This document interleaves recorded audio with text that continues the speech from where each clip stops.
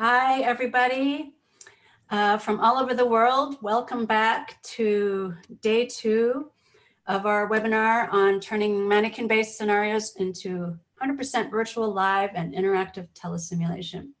So brief recap, yesterday's focus was mostly from the perspective of the ops specialist.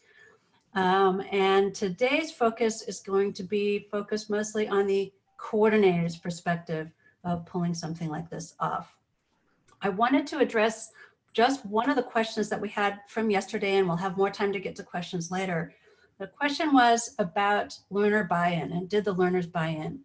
And we'll have a chance to discuss this more later, but one of the things that was greatly pleasing to me is to see that the learners did very much buy in. We didn't hear any complaints from anybody that they thought it was too fake. And I think some of that, it has to do with the scaffolding that we provided. Furthermore, we saw that the learners in some ways understood the lessons about teamwork even better than they would have in person. And so the learners were bringing up freely and debriefing things like, oh, now I understand why I need to use people's names when I'm asking them to do something, because in this format, I couldn't make direct eye contact. The learners even did things like remember to tag out on chest compressions as they were working together. So overall, we were super, super pleased about how the learners were able to engage with this format. But I will stop commenting there, and I'm going to toss the ball to Tanya Baric. Take it away. All right. Hi, everyone. Welcome back. Again, I'm Tanya Baric, a SimTech coordinator at SAIL. I've been with SAIL for just over 5 years. First 3 years, I was an instructor and an operations specialist like the rest of you, or some of you guys out there. And then the last 2 years, I've been a coordinator, and I'm so happy with this team. It's such a great team to work with. And shout out to Angelo, my counterpart, that's made this so successful. I like eating pizza for breakfast and breakfast for dinner. Angelo, you're muted. And I'm muted. Greetings, good morning, everyone. I am still Angelo Dindia. I am a simulation technology coordinator. I have been working for SAIL for whatever many years I said yesterday. I am a critical care paramedic in my free time, which there isn't very much of. I like long walks on the beach, small dogs, and shirts with flamingos on them. You said yesterday you didn't like long walks on the beach, but today's a different change. All right. And shout out to Jim Hockland, our other co-coordinator, who's extremely helpful in all of this too. Couldn't be with us over the past 2 days. We definitely want to give a strong shout out to him. So what's up, Jim? Same disclosures as yesterday, everyone. And I mean, we're not getting a check here, but I just want to throw those back out there. And then just a recap of what we went over yesterday. We hit all the new expectations, and Angelo did such a great job showing you guys the infrastructure of how to build your telesim virtual space. And then today is we're going to review some of the more basic Zoom settings, but very important for everyone else participating in the scenario. Logistics, so what does the coordinator need to consider when transitioning to this platform? Some pearls about training your staff, and then some key points to hit on when you're orienting faculty and your participants. Also, throughout the webinar, if you guys can use the Q&A feature at the bottom of your screens to type in questions, we'll be trying to answer those either live during our presentation today or write their messages right to you guys. If we don't get to them, we're going to stick around at the end to definitely hit any other pertinent questions regarding day 2, as well as questions for day 1. So again, use that Q&A feature at the bottom of the screen. You can also upvote questions. So if you share interest in the same questions, like them, and those will get bumped to the top. So we'll see which ones are really important to everyone. Same disclaimer as yesterday. You know, we're sharing with you guys what worked well for us, but certainly as a team, find your own solutions and ways to work through this. But we hope that you guys can at least use it as a template and create your own telesim virtual setting. And then of course we are going to be recording just like we did yesterday. We got them up pretty quickly, so hopefully you guys were able to go to those links, use the supplemental documents we provided. Okay, so we're going to take a quick poll here. We're going to ask you guys where you guys are tuning in from. In just one moment, I think Rupak will help me here. Maybe not. There we go. And while you guys are answering this poll, we're so excited to see where everyone's calling in from. We're noticing a lot are coming from all over the world, which was fantastic even yesterday. So go ahead and take an answer here. Just about reached almost everyone. A couple more seconds, go ahead and take a poll. All right, so we're gonna stop about here. So it looks like, yes, majority of us are coming from North America. I mean, I'm certain that the timing of our event probably caters more towards those individuals. But with that said, we have about, we have about 2% calling in from Europe. We even got some people from the Middle East, Central or South America, and Asia. I mean, thank you guys. We're so excited to be sharing our second day with you. Thank you for joining.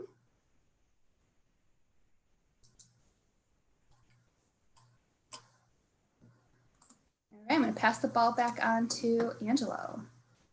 Okay, so I'm going to answer some of the questions that were left over in the Q&A from yesterday. Just a couple of things really quick. A bunch of people wanted to know, Angelo, how did you manage to get the LEAP monitor screen to show up using just the one instructor's computer? You can do that. You do not need a separate computer to run the patient or the vital signs or patient monitor screen. In LEAP, under the section for tools, there is a thing that says patient monitor. That is how you turn it on. Let's see. Amy wanted to know, how are we replacing hands-on skills in this? Well, Amy, it's a little bit tricky to do that. We've been having the participants walk us through step-by-step what they would be doing as they were intubating or putting a central line. That's what we've been doing. If you find a different way to do it, I would love to hear about it. Let's see. Brandon wanted to know, Angelo, why are you not using the normal features in LEAP to share labs and imaging and x-ray? Brandon, you could do that. That's a great idea. I tried to do it and it was too much clicking back and forth between different things. And I like simple stuff and I'm a little lazy. So that was why I was doing it the way that I was doing it. Linda wanted to know, why didn't I just put a Post-it note in front of the camera when using the green screen? Why did I use a folder? There's two answers to that. One, I don't have any Post-it notes. And two, I never thought of doing it that way. Linda, you can 100% do the green screen feature using a Post-it note.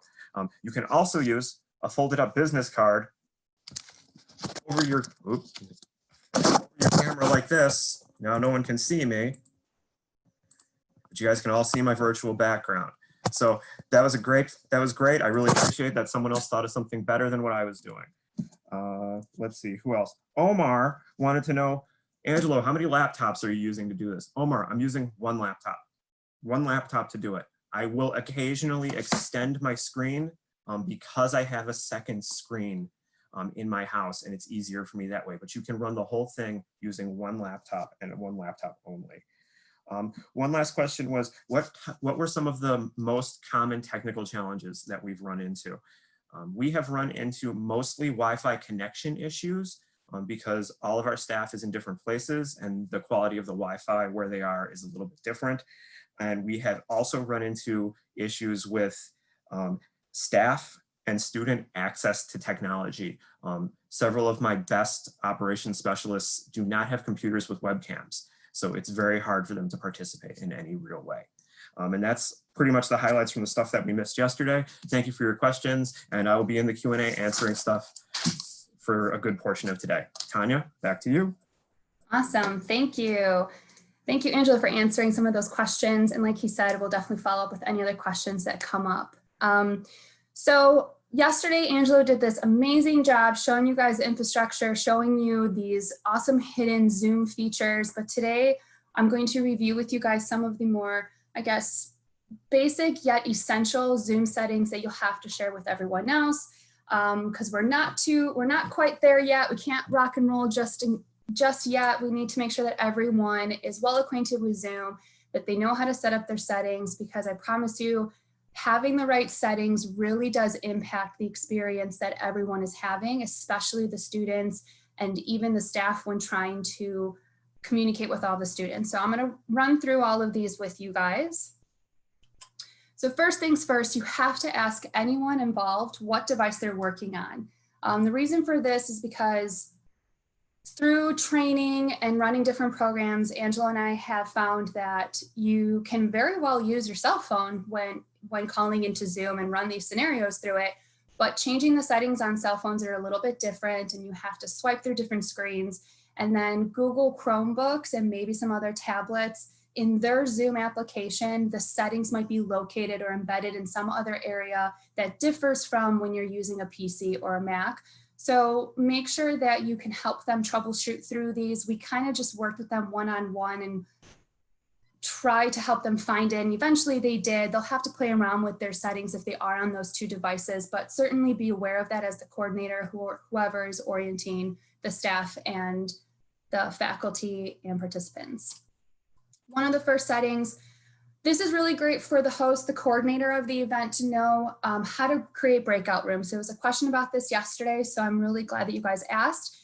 So as a host, you'll have this option at the bottom of your screen. You'll see the icon for the breakout rooms. When you click on that icon, you'll get this dialog box. Here, you can go ahead and select how many rooms you need.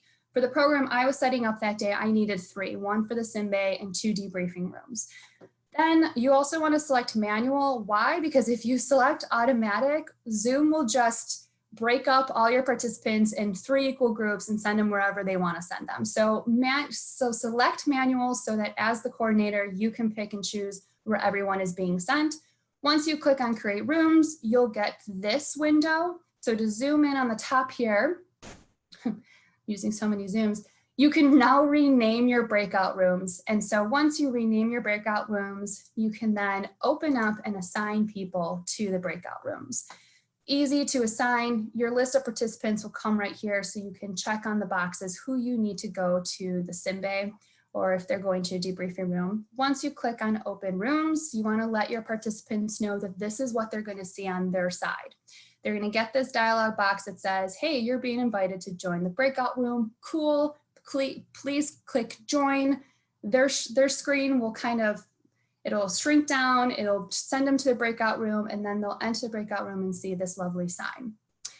Now, for hosts and coordinators, when you need to reassign breakout rooms, really easy to do. You open up the breakout room icon and you're able to move patients to a different room. Participants, excuse me.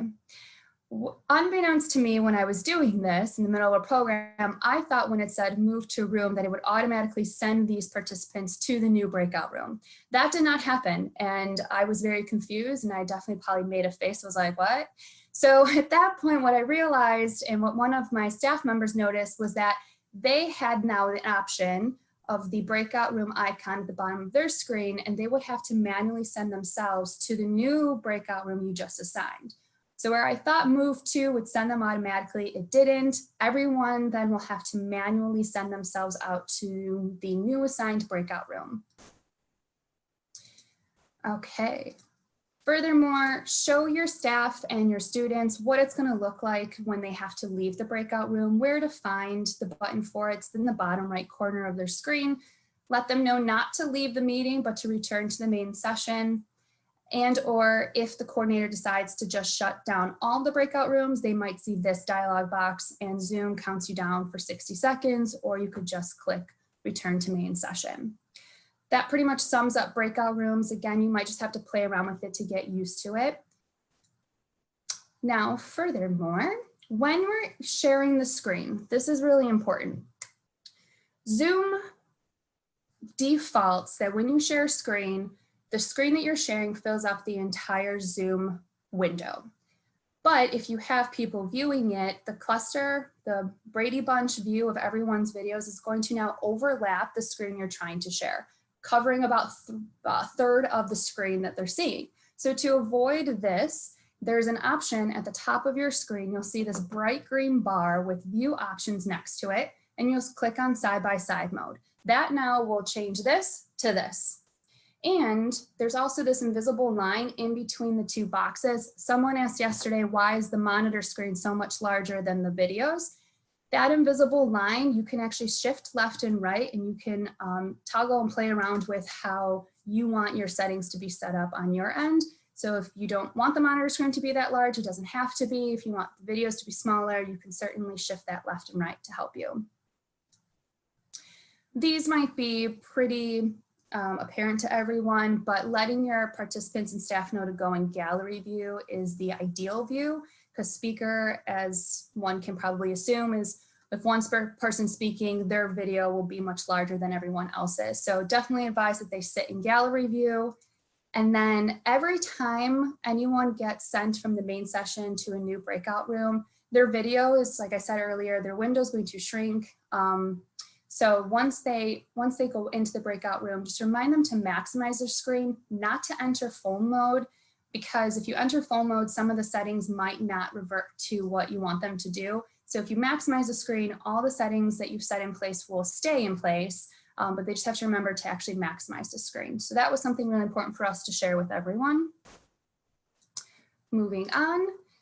Some other basic Zoom settings that a lot of people probably already aware of, but are really important to share with your staff, especially if they're new to Zoom, is how to rename themselves. So on your individual video screen, you'll see the triple dots in the top right corner. Here, you'll be able to rename yourself. This is an extremely helpful tool, even for the host.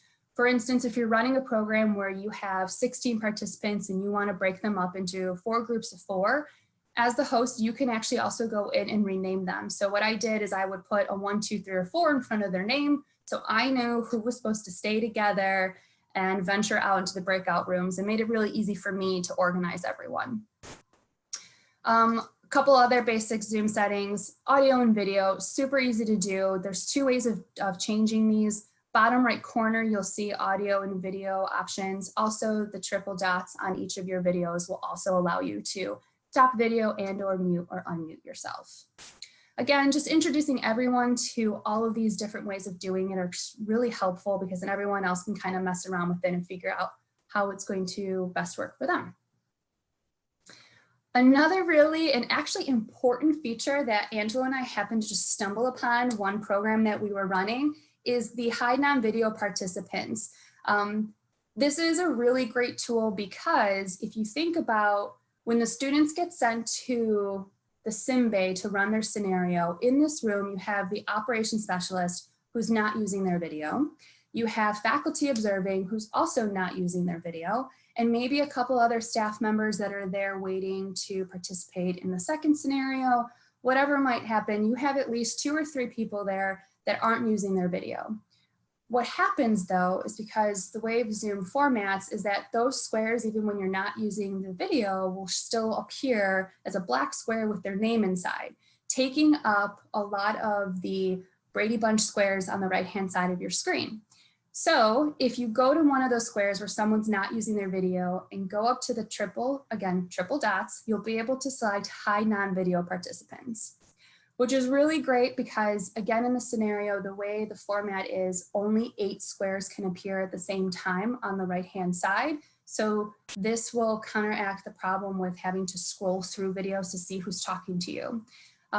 You can also go back on hiding the non-video participants. A lot of people have asked for that. And how to do that is, once you do hide non-video participants, if any of those people are trying to talk to you, you'll find at the top of your window a blue rectangle like this. It'll say who's talking. From the down arrow, it'll give you an option to unhide non-video participants. A lot of people asked for that in case they needed that option back up for other Zoom meetings. So certainly share that bit of information with them. Yesterday, Angelo touched multiple times on the chat feature and how important it is, especially with the staff, to stay in communication with one another. But one thing I wanted to point out, and just again, you want to mention this for everyone, is once you click on the chat feature, it'll open up a brand new column of information that now shrinks all the other windows that you're seeing in Zoom. So again, for those that want to be able to increase the videos that you're seeing or the screen that's being shared, you can actually pop out the chat for ease. And so now you could take this little chat box and actually move it anywhere on your screen so that it's more aesthetically pleasing to you, that it's more accessible to you, or so that everything just looks better for who's using chat. So that pretty much sums up the rest of the Zoom settings that you'll have to share with your with anyone else involved. So again, that includes your staff, participants, and faculty.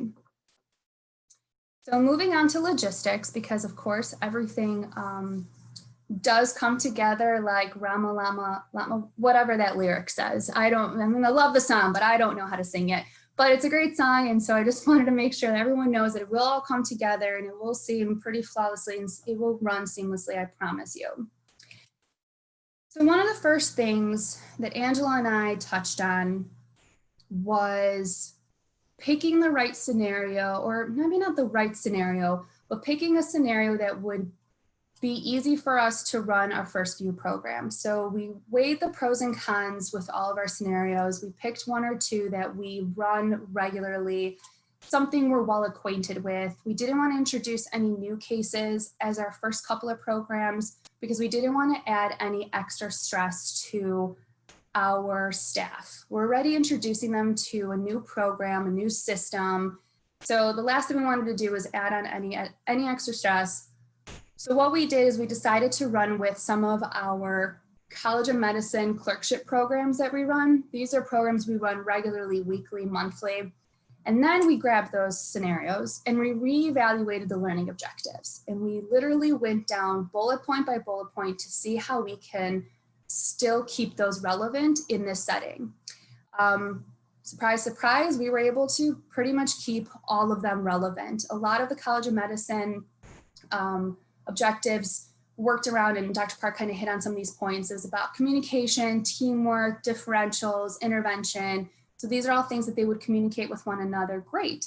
And if some of the learning objectives were, did they start an IV? Did they do an IO? Or if it's an ACLS code, did they intubate? So these skills, what we encourage the students to do is to talk to us, talk through all the steps that they would take in order to do these skills. So maybe you ask them as the nurse, be like, great, you want to start an IV? Where do you want to start an IV? What supplies do you need for the IV? Awesome, you guys are doing chest compressions. Why don't you tell me what that ratio is? So you kind of might have to ask them to dig a little bit deeper, but still there was really great ways, and I challenge all of you to figure out ways that you can still keep all the learning objectives relevant in this platform. All right, so once we picked our scenarios, as a coordinator, you got to now create the agenda.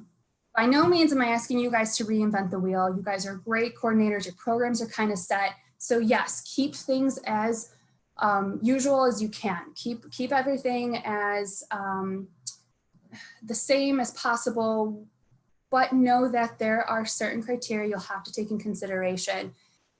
One being how many students are involved. This is really important because our limiting factor at SAIL was that we had one sim bay. So where we might run programs that have, almost 20 participants, we usually have 2 or 3 sim bays running at the same time. So we had to think, well, how can we counteract that? Then you want to consider how many cases are you doing? And the reason why I bring that up is because where your case may have been originally created to run 10 to 15 minutes might now run about 15 to 20. Know that communication is going to probably prolong your scenario, because we know in Zoom that one conversation can only happen at one time. You have to think about that now your scenario is going to run more like a TV show where Jack and Jill started chatting, but now Bob and Joe noticed something on the monitor and they want to intervene, but Jack and Jill weren't done, so now they're going to start their conversation again. So you can see how it's going to be scene by scene as you're running through your scenario. So you might have to add on a few extra minutes here and there to take that into account. And then the third thing, some of our programs we do pre-scenario lectures. So if that's something the faculty still want to do, it's definitely still possible. I'm not going to go into it, but Zoom offers a great feature called Whiteboard that they might be able to utilize during their lecture. Some of them might already be well acquainted with that. And of course, the screen sharing is really great if you have PowerPoints and imaging the way we're using it right now. Some other key things to think about was so in addition to thinking how many students are coming in, why? Because Angelo and I, through trial and error and messing around with several programs, we figured that in the Zoom settings and the way that it's formatted is that it's best to keep your groups to 4 or 5 participants per scenario.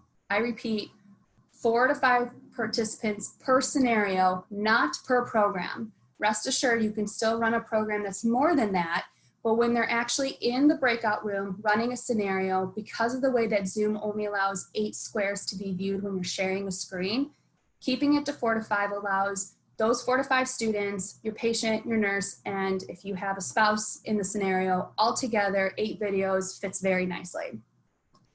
With that said, a large group can happen. So if you have a program where you have more than 5, we ran one that was originally scheduled for 16, I think 12 showed up, but something I had to consider was, do I need more breakout rooms? How are my events going to overlap maybe with each other? And if that happens, do I need more staff? And I'll go in a little bit more detail on an upcoming slide, but these are all definitely things that you'll have to consider as a coordinator and how things might change, like timing wise with your original program. And so before I bring it up, I want to preface my visual map with the idea that every time I build a program, I actually have a blueprint of our floor of our center. And I like to organize and know like which scenario is happening in which sim bay, where's that group debriefing, if there's skills involved, where are they doing the skills. So I needed to create a visual map of this virtual space of Zoom. So what I created was this flow chart. And before you guys all freak out, let me kind of take it step by step with you guys. Here on the x-axis, you'll see time.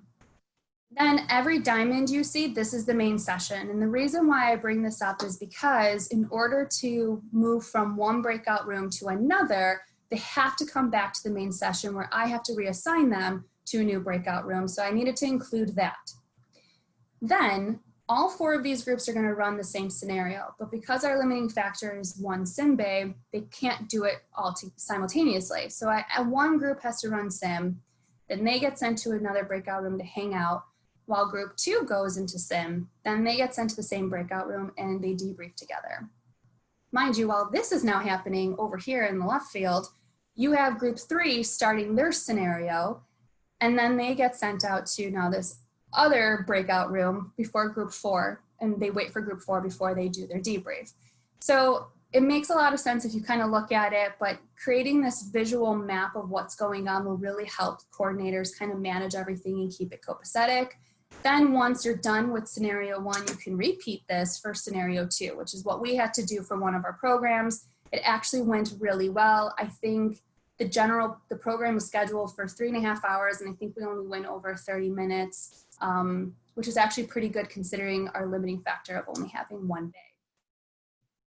So I did just share a lot, which is a good, I mean, there is a lot to consider when you're hosting the event, and these are mostly the key jobs that the host has to have. Someone asked yesterday if the same person can do the operations specialist job and the hosting job. Sure, if you can manage all of this, great, good for you. But with our team, Angelo and I decided that these are 2 significantly, maybe not significantly, but different roles and should be treated as such. So if you can hire someone that can at least take some of the work off of you if you have to be both of these roles, then I definitely encourage that, because it is kind of exhausting playing the operations specialist and then even the coordinator role. So just know that the coordinator has to keep everything kind of on time, keep it copacetic. You have to be in the main session, ready to accept anyone that got booted out, because technical issues do happen. And then of course have the visual idea of where everyone's supposed to go. Last thing when it comes to logistics and staffing your event, a lot of this I kind of already insinuated. You need a coordinator, your operations specialist, and then your embedded participants. So who's playing your nurse, your patient, family, and of course consider if you do have a larger program, if you need to double up on your embedded participants to help, again, overlap some of those events. Okay, so I'm going to move it on, turn over the ball to Angelo for another quick poll.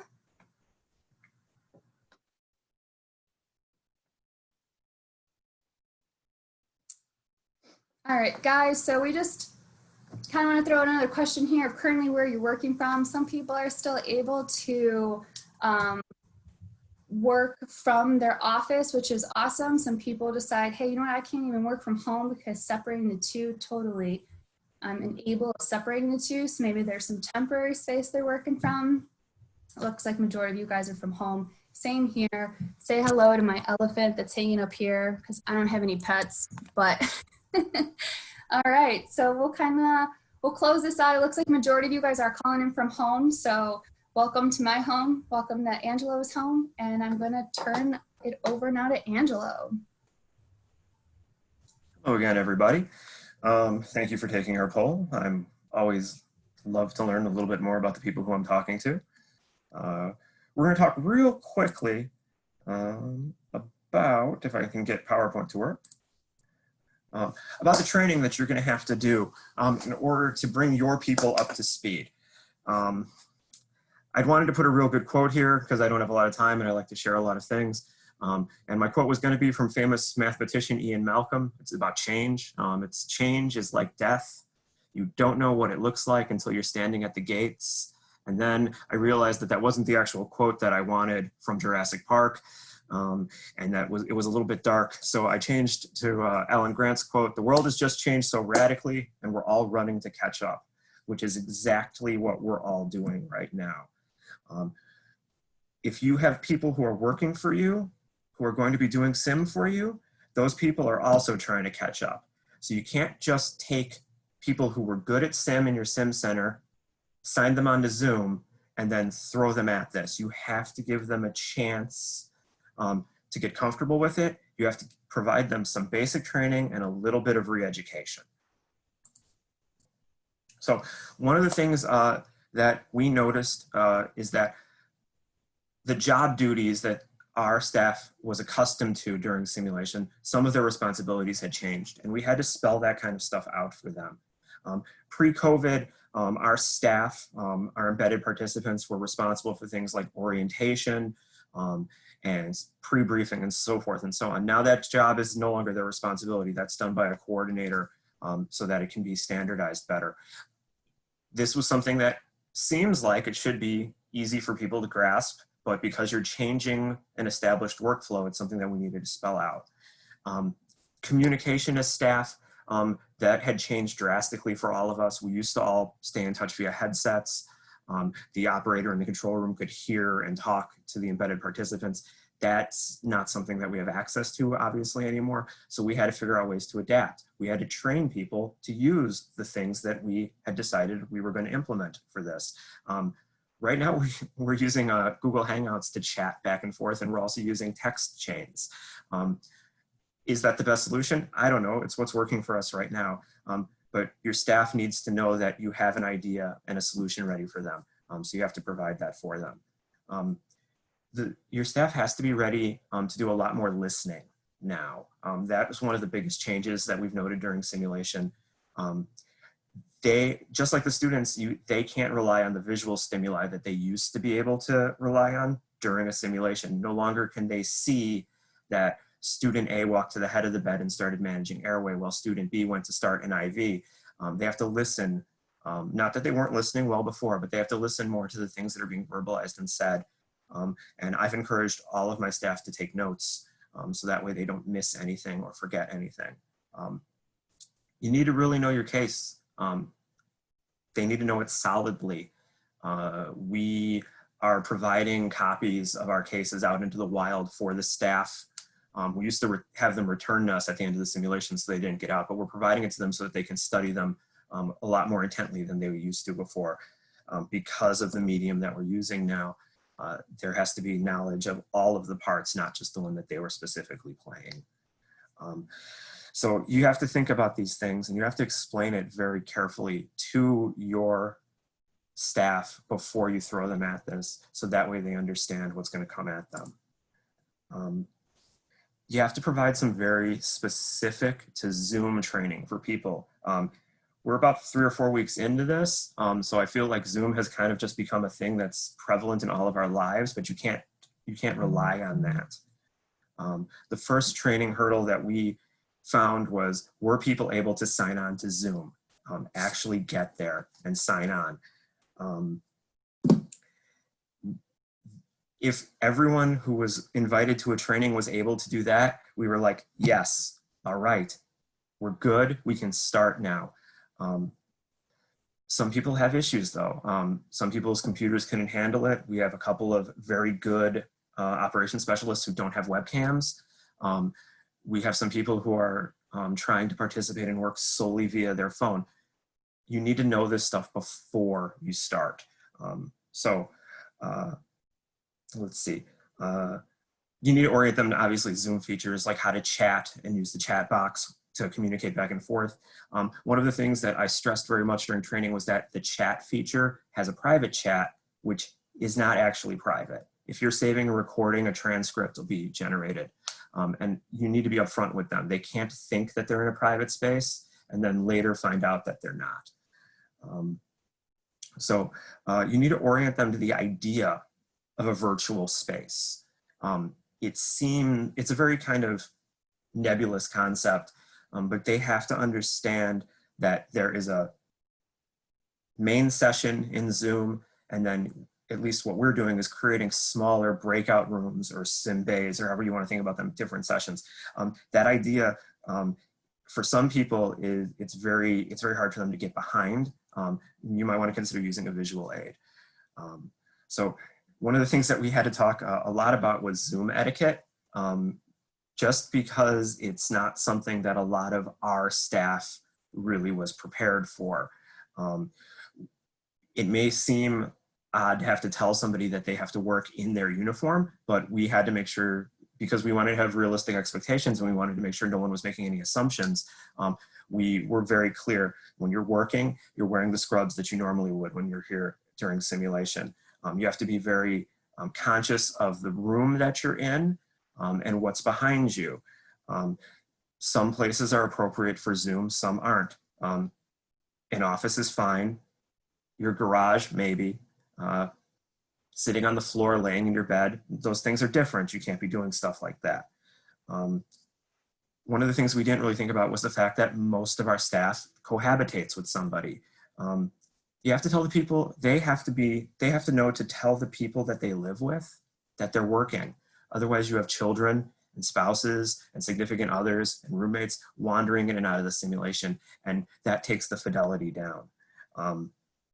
So that was one of the things that we really needed to talk to people about. These are just things you have to think about, because you can't make an assumption everyone's going to know this intuitively. And then after you have like a basic orientation with them where you talk about stuff like this, you have to take them through some type of scenario so that they can understand what it looks like, both from their perspective, but also from the perspective of somebody who's participating in it. We've got great people. We're ready to do this. But this is a new thing for a lot of them, and new stuff is scary and it's a challenge because you don't understand where the walls are or the cracks or the limits. They don't exactly understand how it works. So the best time for them to learn how all of the new things are going to work is not the first time they're doing it, obviously. So we do a simulation of a simulation with all of our people. We do a trial run for them. We assign our staff roles that they would normally have in a physical simulation. You're an embedded participant, you're playing a nurse, you're going to be a member of the family, something like that. Things that they're comfortable with. And then we run them through just a very simple simulation of a simulation, which looks something like this. One of the things that we noticed is how uncomfortable they were the first time they tried this, because they're sitting there talking to a computer screen. They didn't understand how to talk when someone else was talking or how to wait. These are all things that they needed to see and they needed to be prepared for. And then after we debriefed about it, we did another case. And in this case, we introduced some higher concepts to Zoom. Things like sharing labs or imagery and how that would work, or using the green screen in order to project the image of a patient. We also did some further advanced things in the simulation, like simulating CPR procedures and so forth. And then we debriefed about that too. You really have to listen to what their concerns are, because they're going to talk about things that you already know, but they don't know how to provide solutions for that. So you need to be ready for it.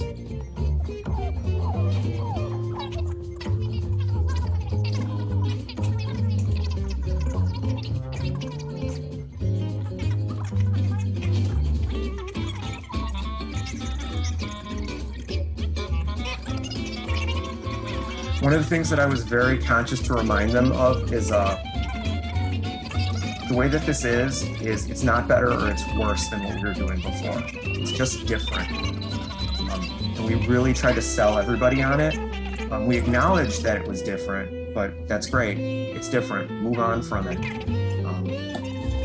So if you believe it, your staff can believe it. And it's been panning out really well.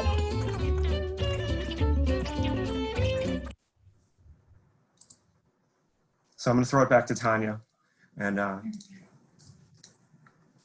okay, welcome back to me. All right, so your staff is ready, you have your program. Now we need to call in faculty. We need to call in the big guns. We need to let them know what we're planning for their programs. So when you call them in, get them on Zoom. First things first, I love to hit the points that no matter what, we're trying to maintain the original program to its entirety. And so we'll go through the learning objectives with them and let them know how we're going to ask the students to still run through the scenario so that every learning objective is still being hit, so that it's still a very strong educational program. Then we revisit any logistics, meaning if timing needed to be changed, or if you need to add extra time or take away a case from their program, be very upfront and transparent with your faculty. Have this conversation with them, let them know what your limiting factors are. Then of course, walk them through what the participants are gonna see. This will kind of sell them. If you can show them that, hey, everything's gonna be great. It's gonna be not any less or better, but it's going to go amazingly. So show them all of that. And of course, all the Zoom settings that I went through at the beginning, especially for faculty, they need to know chat, audio, video, not hiding non-video participants, and of course, explain this whole virtual space to them, like how both Angela and I said. Then of course, with us, we wanted to still maintain the option of calling consult during the scenarios. So talk to your faculty to let them know how you're planning on implementing this. For us, it's a matter of during the scenario, the faculty will just shut their video and audio off. And then when the students ask or call for consult, they can turn their video back on and be like, hey, it's pharmacy, how can I help? And then they can go into the scenario that way. Now we're just about ready to start. Now we're at the point where, and it looks like I just got a few minutes here, but I might go over a little bit and I apologize, but we have some key pertinent pieces of information to share with you in orienting the participants. So here, what I'm gonna do is actually, I've copied and pasted a lot of the similar slides that I share with the students during their orientation before we start their program. So you'll notice in the upper right-hand corner, it says participant orientation notes, just so that you guys don't confuse those from the webinar ones. But first things first, try to keep it simple, sign them in however you do. SAIL, we use Qualtrics, which generates a QR code for us, makes it really easy for the students to sign in. Then from there, I kind of set the tone with this paragraph. I let them know we understand this is just a different climate we're living in. It's unprecedented times, but hey, we've created this amazing program and in a different platform, of course, but you guys are still going to be able to have a very similar experience to what you would have in person, but only you and your peers can reap the benefits of it. So kind of just setting the tone here with everyone. Then from there, of course, introductions, give them a brief about the program, how many scenarios they're going to run. And then similar to what Angela talked about professionalism and etiquette, remind the students of these too, because we want them to still participate as if they're in the center face-to-face with us. We want them to uphold most of those housekeeping instructions that we give them at SAIL. So That includes silencing your cell phones, not eating or drinking while you're in the sim bay. So a lot of these things will still stay the same because we want to try to keep it as equal to in-person simulation as possible. But review that with them because again, you're in the comfort of your own home and they might not even realize things that they're doing. They might be snacking on carrots and don't even realize it. So make sure you brief them on all of that. Then, you know, for easing for the possibility of anxiety, we talk about how communication is going to be different. If there's connection or technical issues, of course, go through that. Let them know that as the coordinator, you're going to stay in the main session. So if you have an internet issue, you get booted out, just sign right back on. Let them know if someone freezes, the nurse might be like, hey, Bob, you kind of skipped out there. Can you repeat what you're going to say? For communication, if they don't feel like there's a good point in the scenario to interject, if they physically raise their hand instead of using the raise hand option on Zoom, physically raising it, the nurse will see that more clearly than probably a little hand icon in the top of your corner. This then will gauge the nurse to be like, hey, Jim, it looks like you got something you wanted to say. Did you want to contribute? So this is a really great way for the nurse to kind of control the room. So let the students know that this is what we're planning on doing. It really does control the communication and the students do abide by it. Then of course, running through all the Zoom settings to figure out what they're using. I did want to point something out here. If students do have laptops that don't have front-facing cameras, I've actually had some students use their cell phone as their video audio, but still run their laptop so they can see the monitor and everyone else's videos on the screen. So the option of using two devices at once is also there. So maybe use that as a solution for those who don't have front-facing cameras on their laptops and tablets. Then run through all the same Zoom settings I went through earlier, same slides. I actually am offering my PowerPoint here as a PDF file that'll be on the SAIL website in addition to the recording. So you guys will have all these snip pictures and the order of everything. Once I go through all the Zoom settings, this is a great spot to kind of pause, let your faculty run their lecture if there is a pre-scenario lecture. And then at that point, I regain the reins and I review again, getting their mind set in like what this virtual space all means. So main session versus breakout room, let them know that in between here, you're gonna bounce back to the main session so I can reassign breakout rooms, kind of get them thinking this, again, this virtual space that we're living in. And then be very clear with them what they're expect when they enter the sim bay. This means the scenario has started. You're gonna see your patient. There's gonna be a nurse, maybe some family. Again, let them know they have a consult feature. This is a really great way for them to still feel like they're in a true clinical setting. Then after I go through that, I provide an even deeper brief. And this is a really important tool. And guys, I know I'm over, but just a few more minutes here and then we'll take questions.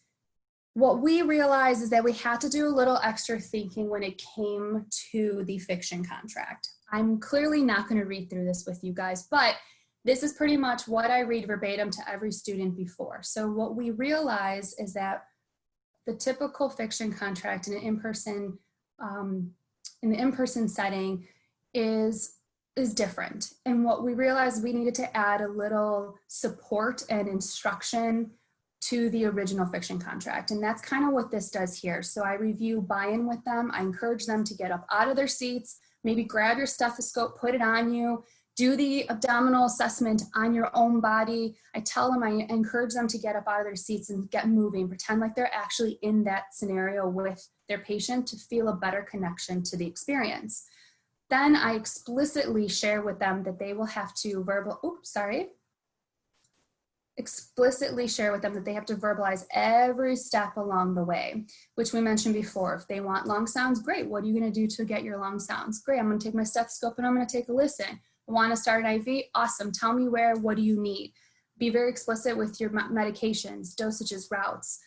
Be specific with your labs and imaging. So pretty much everything that they would do in person, but now we might take it to another level. We might advise them to, you know what, why don't you go a little bit deeper with that abdominal exam? What exactly are you doing? Of course, I let them know that everyone's names are on the videos and they can pay attention to that. So be very open and explicit with your fiction contract. You might certainly use mine or re-advise mine to fit your participants. Then of course we leave room for questions. There might be questions about Zoom settings, about expectations, what they are expected to do during the scenario.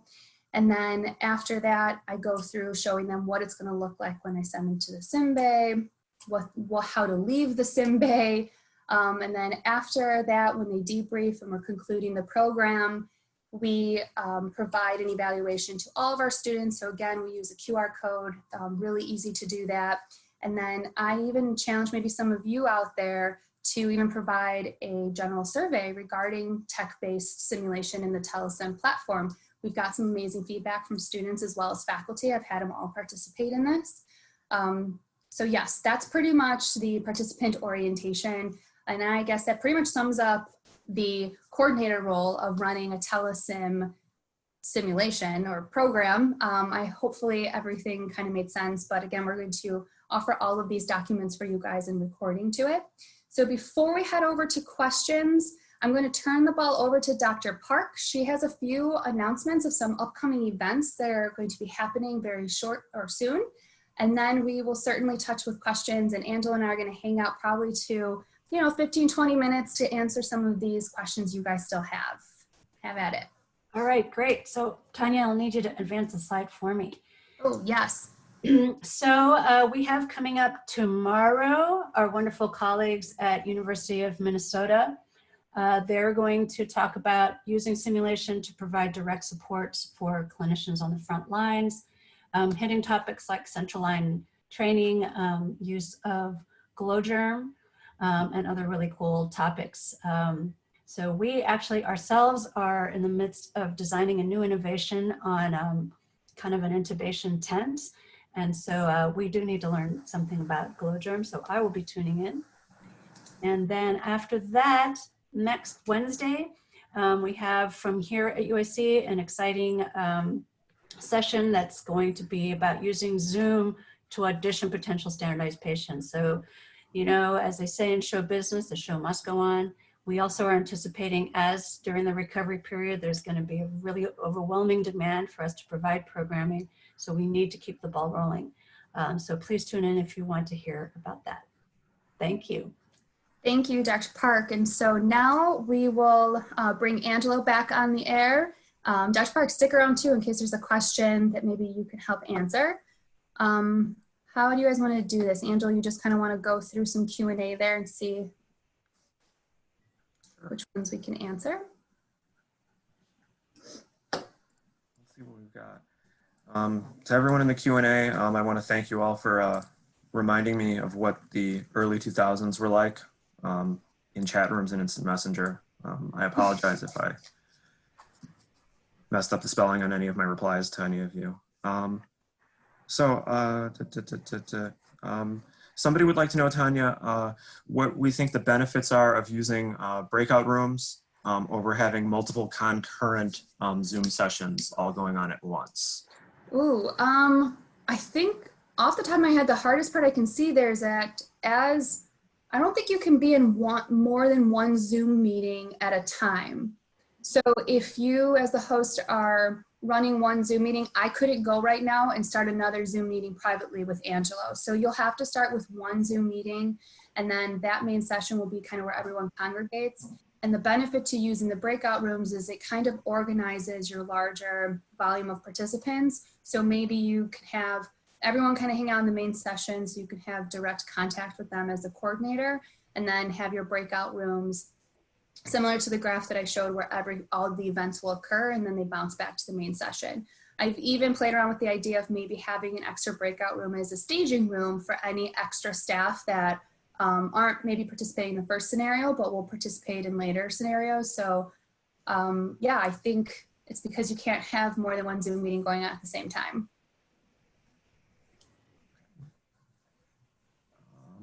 Somebody would like to know if our center plans, facilitates, and debriefs the scenario, or do our faculty. I'll take a stab at that. We help with the development of the cases, we facilitate the running of the simulation, and we facilitate the debriefing of the scenarios with the faculty's input and presence. All of our faculty or most of our faculty have taken numerous debriefing workshops. Our staff facilitates the conversation with them in providing the expert content on the medicine and the different like clinical aspects of the simulation. So I hope that question is answered well. Let's see here. What else do we got? I think there were some questions about managing the recordings that I want to at least contribute some of our thoughts. So first of all, the thing that we have run into is that if you can record from a breakout room. However, what happens is whoever's recording that session in a breakout room, the session will get saved locally on whoever's device is taking the recording. And then you would need to upload that into whatever secure location you have. The issue that we ran into is, especially if any of these sessions are going to be for assessment, which isn't the case for these particular simulations, but for some other ones, you potentially have an issue with FERPA in terms of the security of the educational record. So we have not been recording these experiences until we can execute a fix, which for us is going to be coming from Learning Space and an integration with Zoom so that we can keep everything secure. Okay, I'm going to take on the next question. I see there's a question here from Robin asking if you need faculty or staff to control each breakout room. So what we did with us, and maybe if you have enough staff to help maybe facilitate each breakout room and kind of just hang out in there, you could definitely do that. But what we did with in our setting is that if I had students waiting on the breakout room while they're waiting for another group to come in to do a debrief, I just kind of popped in every few minutes to be like, hey, how's everyone doing? I kind of just gave them the space to come talk to each other. So I don't think you actually need anyone to be in the breakout room with any students or personnel that's hanging out in there. But if you feel more comfortable having someone in there, certainly do it if you have the resources. We just didn't maybe think that far, but thank you for the suggestion, certainly.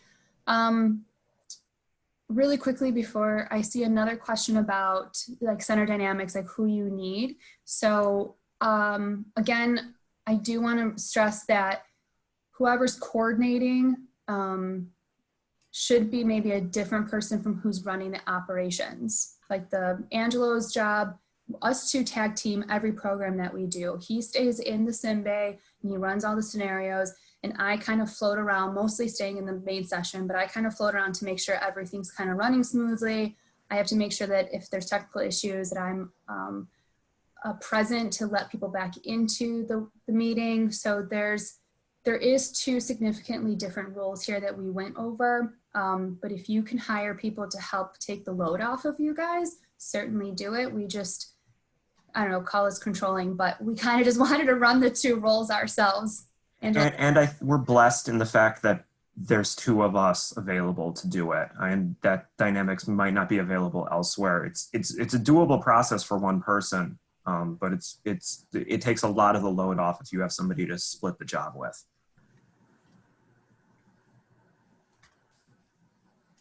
Great. There were a couple questions. There were some questions about some of the, so there's one about, from Donna Green, about the risk of treating the monitor instead of treating the patient. If the patient view is the tiny little video file and then the patient monitor is the biggest thing that the learners see. I think that's a really great question, and one that applies no matter what kind of simulation we do. I can tell you what I've noticed is I haven't noticed that the learners have any more predilection to treat the monitor versus the patient compared to when they're actually doing in-person simulation. So I haven't noticed that that is worse. Kind of a companion question to that is somebody, Dana Downing asked about what kind of adjustments or how debriefing might have been different afterwards. Remarkably, we found that there was very little difference, and Angela and Tanya, please weigh in. Students brought up, all the same issues about team working. Mhm. What we found is they didn't break out of fidelity, so they didn't start complaining that I didn't know how to put it, where the IV was. We found that they were very accepting of the environment. And before I throw it back to you guys, somebody else asked about use of this kind of format for experts. So I guess that would be practicing people.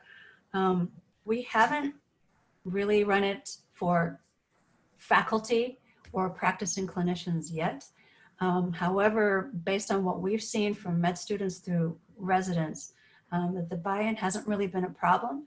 I think partly it has to do with the way that things are set up, but I think it also has to do with the environment, that people understand that they're not going to expect the highest fidelity kind of perfect environment.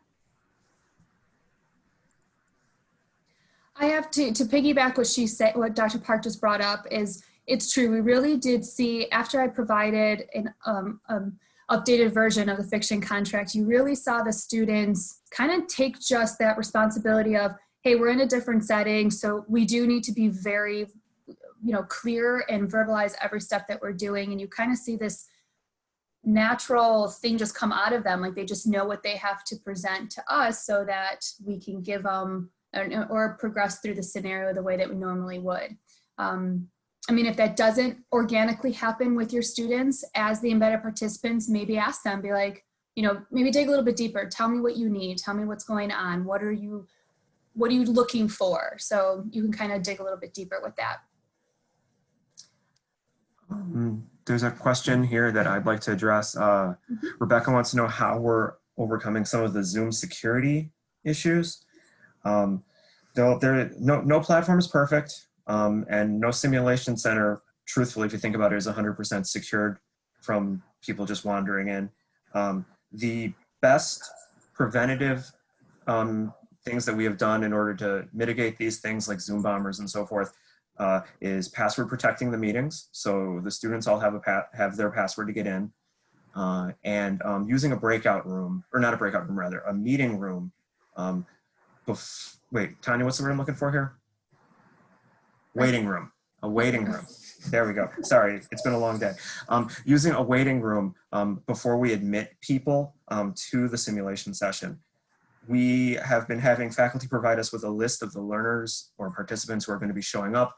So we see that there are 5 people on our list of people who should be here, and there are 7 people in the waiting room, and 2 of them have names attached to them that do not seem like they are medical students or residents. Then we become suspicious, and we admit the people whose names and emails we already have. Is it perfect? Is it foolproof? No, but it is.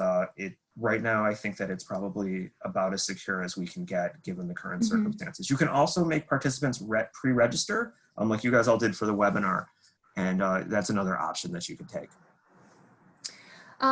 If you guys don't mind, I'm going to take on the next question. I saw someone ask more about a coordinator question about the large program that we ran and the wait time between all the scenarios. You were totally right. I think I just lost the question, but someone was concerned about how much time how much the wait time would be between scenarios.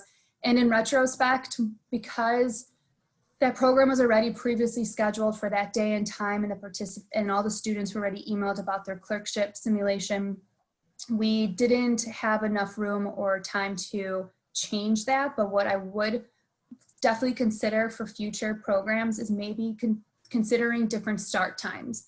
With that though, if that's going to increase the day of the program, you have to make sure your faculty is available. So if you're going to change any of the logistics and timing, definitely get the green light from your faculty too, because they should definitely know what's happening with their students.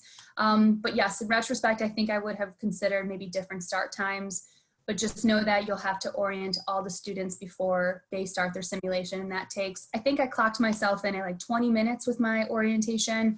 When I first did it, maybe hit like 30 because I was unsure of what I was really doing the first time, but you could definitely clock in orientation about 20, but certainly just get your faculty in an agreement with you if you are going to switch up the timing.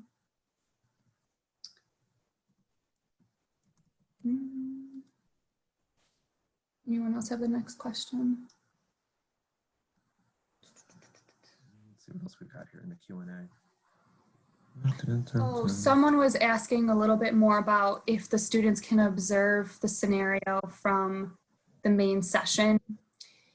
So with most of our programs, each group of participants will run the scenario in smaller groups, and then we might do a large group debrief, or they might debrief with the staff that ran that scenario with them. We don't allow the students to obviously observe any of the scenarios that are going on right before them, because we don't want to destroy the fidelity of the case.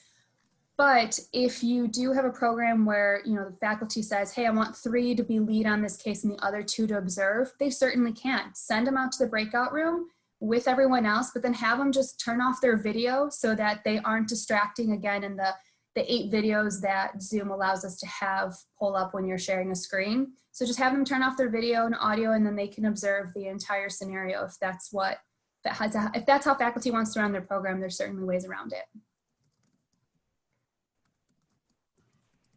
So there's some questions about personnel. Angelo, you had one from Jill Pence who asked, does your center plan facilitate and debrief scenarios, or do the faculty? And then there was other about, you know, the immediate next question from Tracy about how many staff are we using? Do we use staff to play the patient role and all that stuff? Could you maybe answer that?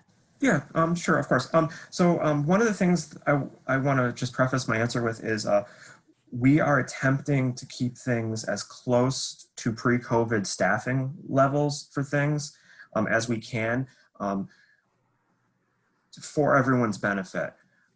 So before this happened, there would be an operations specialist running the computer and an embedded participant playing usually the part of the nurse in a simulation, and then usually a standardized patient attached to the scenario in some capacity, usually to play a family member or some other type of near acting role.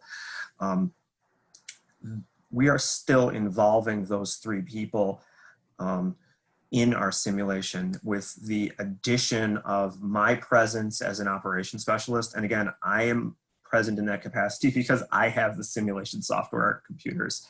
And then with a coordinator handling the logistics. So that is 2 or 3 simulation staff, and then a single operations specialist, and then a coordinator to handle the logistics. So that comes to 4 or 5 staff.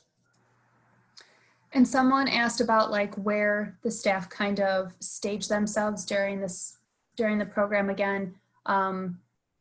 As long as your operations specialist is given the role of co-host in the meeting, they will have almost all of the same features except for creating the breakout rooms. I don't know if there might be a setting in the meetings when you create your meeting. Angel's shaking his head. So I think a host will be the only one who can manage the breakout rooms. But if you give your operations specialist the co-host role, they can share their screen and have all the other same features as the host has, or privileges, I mean. I hope that made sense. Someone asked if there was a max on breakout rooms. Angelo, do you know off the top of your head if they max out breakout rooms? I actually do not know if there's a max on them. Yeah. And I have no idea what the SPs do, but I think some of our SP coordinators have been running programs with, yeah, we have an answer in the text box. 8 or 9, maybe 8 or 9 breakout rooms. 50 is what's 50 is the limit. Oh, wow. Okay, 50. Outstanding. Okay, so if Micheline Shipman is still on the line, she did have a pretty interesting question, which is, what came first, the chicken or the egg? So did faculty come to us and say, we want to run virtual sim, or did we say, here's the solution? I'd say it was probably more us having to convince the faculty that doomsday didn't mean that we had to go to 0 on the experiences. I think they kind of just made a blanket assumption that nothing would be possible. However, they have been really receptive to, and I guess, Angela and Tanya, you are a victim of your own success, because now people are beating down the door to want to do their programs in this way. I mean, some of our faculty are, they're such advocates for simulation that they turn to us with hopes that we would figure it out. And I mean, we did, and they are so impressed with the platform. They've seen amazing reactions from the students. So, I mean, we definitely can tell you that it will work. I think for other program, oh, I don't know where I'm going with this. I'm just gonna stop. My mind kind of went off the chain here.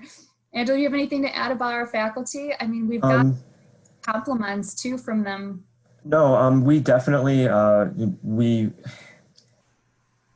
everyone went home after the stay-at-home order went into place, and then we sat there for a day and we're like, okay, well, we have to figure out a way to get back to work, and we have to figure out a way to get our people back to work.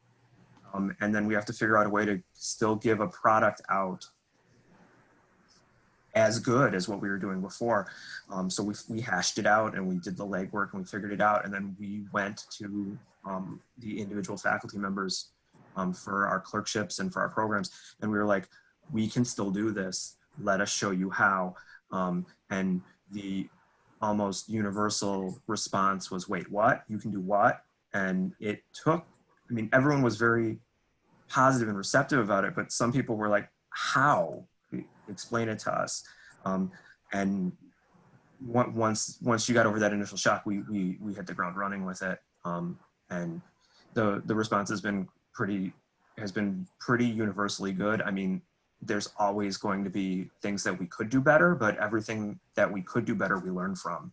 So. Mm-hmm. All right.